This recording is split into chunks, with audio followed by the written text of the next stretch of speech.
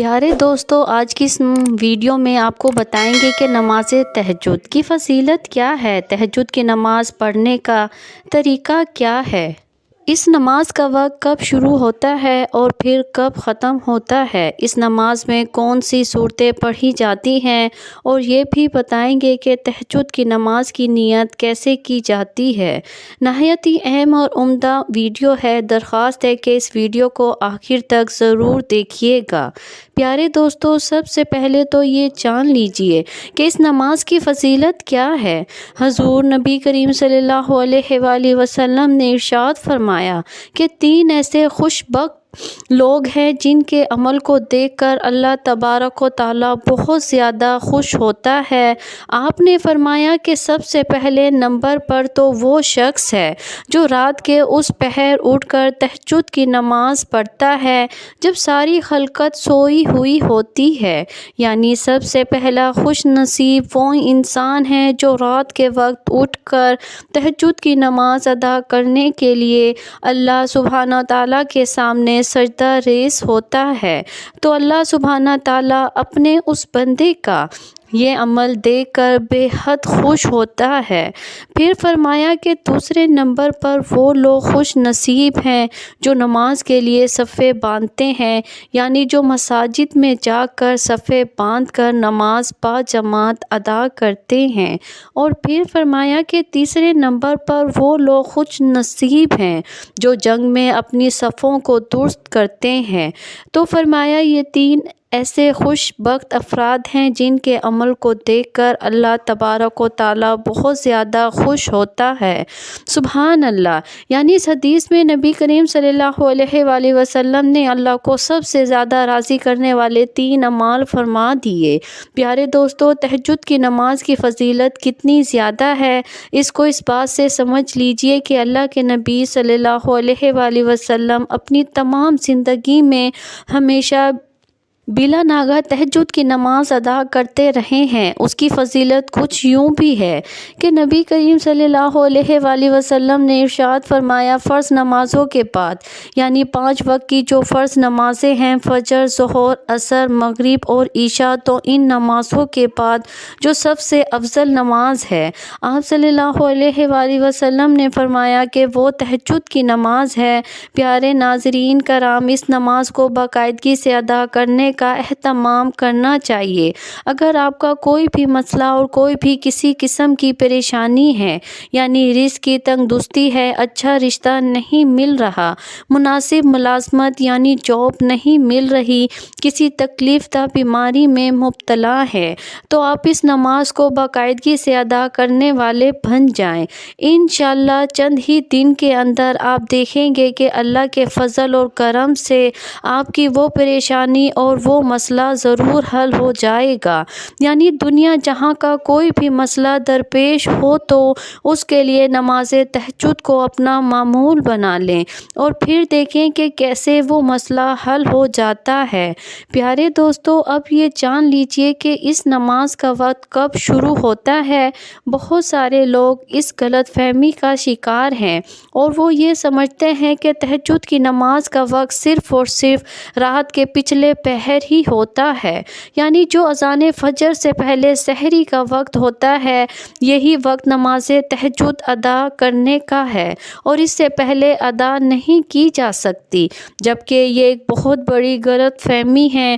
اور اب اس مسئلے کو بہت ہی دھیان سے سمجھ لیں کہ تہجد کی نماز کا جو وقت ہے وہ تبھی سے شروع ہو جاتا ہے جب آپ نے عشاء کی نماز پڑھ لی، یعنی جب آپ عشاء کی نماز پڑھ کر فارغ ہو جاتے ہیں تو اسی وقت سے ہی آپ کے لیے تہجد کی نماز کا وقت شروع ہو چکا ہے۔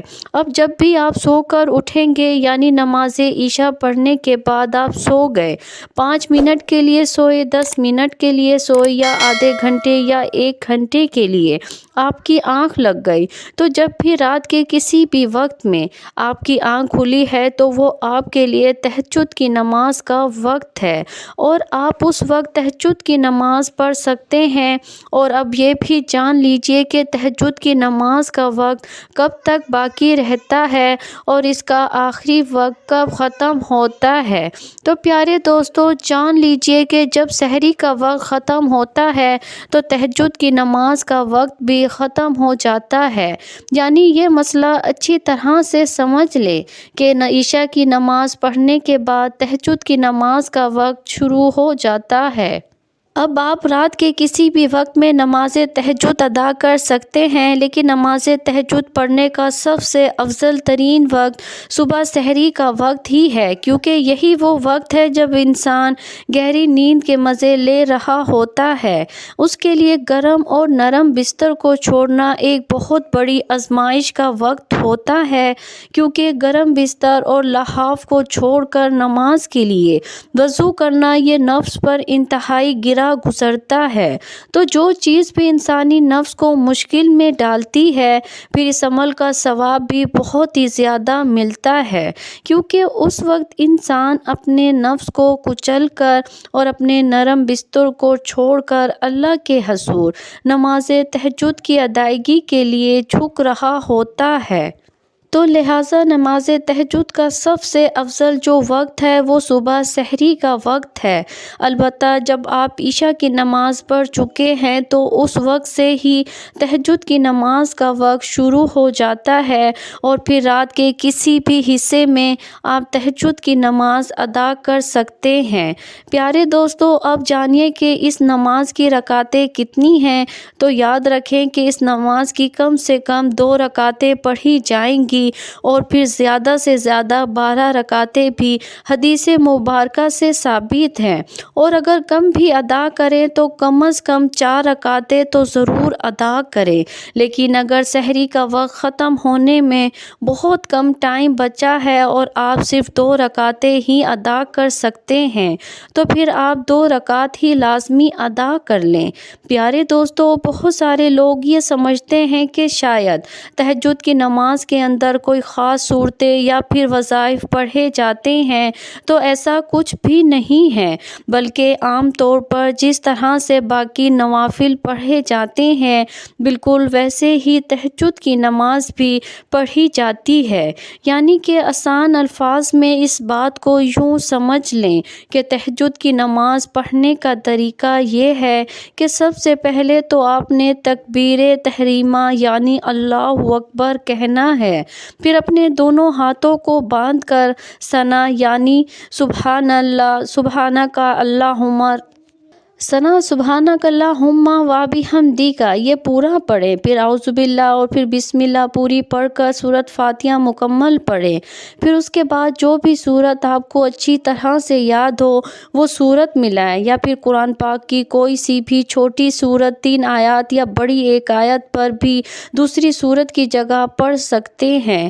اس کے لیے ایسی کوئی شرط نہیں کہ کوئی خاص صورتیں ہی پڑھی جائیں گی۔ آپ سورۃ اخلاص یعنی قل هو اللہ احد پڑھ لیں، یا پھر سورۃ کوثر پڑھ لیں۔ جب آپ نے سورۃ فاتحہ پڑھ چکے اور اس کے بعد کوئی دوسری سورت بھی ساتھ ملا لی ہے تو پھر آپ رکوع اور سجود کریں۔ رکوع اور سجود کرنے کے بعد 1 رکعت مکمل ہو جائے گی۔ اب آپ دوسری رکعت کے لیے کھڑے ہوں گے اور ہاتھ باندھ کر بسم اللہ شریف سے دوسری رکعت شروع کریں، پھر سے الحمدللہ شریف اور کوئی دوسری سورت پڑھیں، پھر رکوع اور سجود کرنے کے بعد التحیات میں بیٹھ جائیں گے۔ التحیات پڑھنے کے بعد درود ابراہیمی پڑھیں گے اور اس کے بعد دعا پڑھیں گے، ربی جلنی مقیم الصلاۃ۔ یہ پوری دعا پڑھنے کے بعد دائیں اور بائیں سلام پھیر لیں۔ پیارے دوستو، اس طریقے سے آپ اپنی 2 رکعت نماز تہجد ادا کر لیں گے۔ اس کے بعد اگر آپ اور بھی رکعتیں پڑھنا چاہتے ہیں، یعنی 4، 8، 10 یا 12 رکعتیں مکمل کرنا چاہتے ہیں، تو اسی طریقے سے 2 رکعت کر کے آپ اپنی ساری نمازیں مکمل کریں گے۔ تو آخر میں اب یہ بھی جان لیجئے کہ اس نماز کی نیت کیسے کی جاتی ہے۔ تو یاد رکھیں کہ نیت دل کے پختہ ارادے کو ہی کہتے ہیں اور بس ارادہ کر لینا ہی کافی ہے۔ زبان سے نیت کے الفاظ ادا کرنا ضروری اور لازم نہیں ہے، تو نیت کے الفاظ کا زبان سے ادا کرنا صرف اور صرف ایک مستحب عمل ہے۔ یعنی اگر آپ نیت بول کر کریں گے تو ٹھیک ہے، اگر نہیں کریں گے تو بھی آپ کی نماز میں کوئی خلل، کوئی خرابی اور کوئی بگاڑ نہیں ہوگا۔ یعنی ایسا ہرگز نہیں ہے کہ اگر آپ نے زبان سے نیت کے الفاظ نہیں کہے تو آپ کی نماز ہی نہیں ہوگی، ایسا کچھ بھی نہیں ہے۔ بلکہ جب آپ کے دل کے اندر یہ ارادہ ہے کہ میں تہجد کی نماز پڑھنے لگا ہوں یا لگی ہوں، تو بس یہی آپ کی نیت ہے۔ لیکن اگر آپ اپنی زبان سے نیت کے الفاظ ادا کرنا چاہتے ہیں تو وہ الفاظ بھی جان لیجئے۔ میں نیت کرتی ہوں 2 رکعت نماز تہجد نفل کی، واسطے اللہ تعالیٰ کے منہ میرا قبلے کی جانب، اللہ اکبر۔ تو پیارے دوستو، یہی وہ الفاظ ہیں کہ اگر آپ اپنی زبان سے تہجد کی نماز کی نیت کرنا چاہتے ہیں، ورنہ اصل نیت تو دل کا پختہ ارادہ ہی ہے، اور بلا شک و شبہ اللہ تبارک و تعالیٰ ہمارے دلوں کے ارادوں سے بہت ہی زیادہ باخبر ہے۔ تو پیارے ناظرین، یہی وہ نماز ہے جسے تہجد کی نماز بھی کہا جاتا ہے۔ اس نماز کے پڑھنے سے بندے کو اللہ رب العزت کا قرب نصیب ہوتا ہے۔ اگر آپ اپنے کسی خاص مقصد کے لیے دعا کر رہے ہیں اور وہ دعا آپ کی قبول نہیں ہو رہی، تو وہی دعا آپ تہجد کی نماز میں پڑھ کر مانگے، انشاءاللہ آپ کی وہ دعا ضرور قبول ہوگی، کیونکہ تہجد کی نماز کا جو وقت ہے وہ قبولیت کا وقت ہوتا ہے۔ اس وقت میں اللہ تبارک و تعالیٰ سے جو بھی دعا مانگی جائے، اللہ پاک اس دعا کو ضرور قبول فرمائے گا۔ اللہ تبارک و تعالیٰ سے دعا ہے کہ ہمیں نیکی کی بات کو سننے، سمجھنے اور اس پر عمل کرنے کی طاقت و توفیق مرحمت فرمائے۔ میرا سنانا اور آپ کا سننا قبول اور منظور فرمائے، آمین یا رب العالمین۔